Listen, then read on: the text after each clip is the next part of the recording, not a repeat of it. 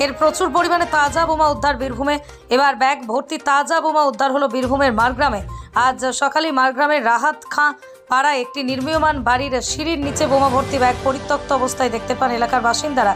তারা পুলিশে খবর দিলে মারগ্রাম থানার পুলিশ ঘটনাস্থলে গিয়ে এলাকাটিকে ঘিরে রাখে। এরপরে খবর দেওয়া হয় সিআইডি বোম ডিসপোজাল স্কোয়াডকে। গত 13ই মে চতুর্থ দফায় বীরভূম লোকসভা কেন্দ্রের নির্বাচন সমাপ্ত হয়েছে।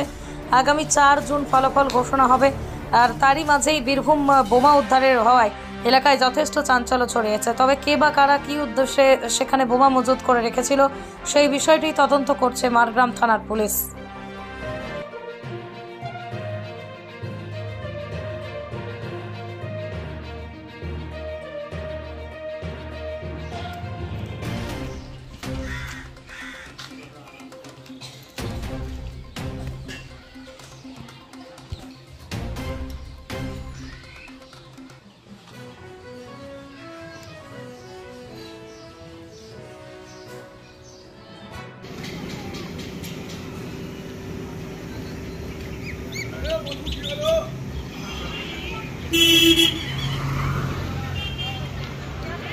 কালকে তুই এমন